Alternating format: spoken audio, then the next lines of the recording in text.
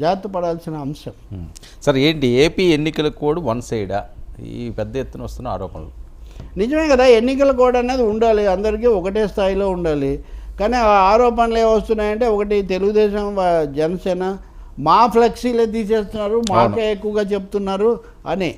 ఇంకా ఒక విచిత్రమైనది, నేను ఈ కామెంట్ చేయడానికి కూడా కారణం ఏమంటే, విజయవాడలో సిపిఎం ఆఫీస్ ఉంది, స్టేట్ ఆఫీస్. ఓకే, ఇప్పుడు మీ టీవీకి బయట ఏముంటుంది, 99 టీవీ అని ఉంటుంది.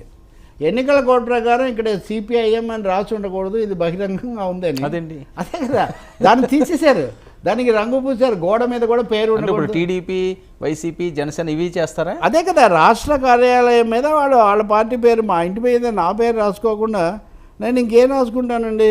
ఇదిగో 17/3/2004 అర్ధరాత్రి రాఘవయ్య పార్క్ దగ్గర ఉన్న సిపిఐఎం పార్టీ రాష్ట్ర కమిటీ ఆఫీసులో మున్సిపల్ అధికారులు పార్టీ జెండాను పీకి వేశారు.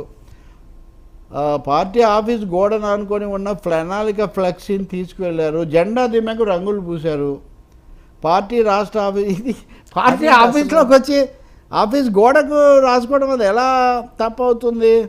తర్వాత మళ్ళీ 19వ తారీఖు మున్సిపల్ లోకల్ ప్లానింగ్ ఆఫీసర్ వచ్చి పార్టీ ఆఫీసు గోడపై ఉన్న సిపిఎం పేరును కూడా తొలగించాలి లేదా మూసివేయాలని హెచ్చరించారు.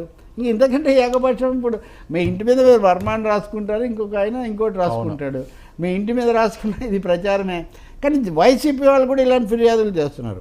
నిన్న 1-2 పత్రికల్లో ఏమని, ఆ పుస్తకాలన్నింటిలో జగన్ బొమ్మ ఉంది అన్నారు. అంటే అవి 2023లో వచ్చేసిన పుస్తకాలు, వాటిలో బొమ్మ లేకుండా ఎలా ఉంటాయి? అప్పుడు అవసరాన్ని బట్టి ఏదో పెట్టారు. ఎన్నికల నోటిఫికేషన్ అమల్లోకి వచ్చిన తర్వాత చేయకూడదు అనేవి ఇట్లాంటి ప్రభుత్వం మీద నియంత్రణ అని.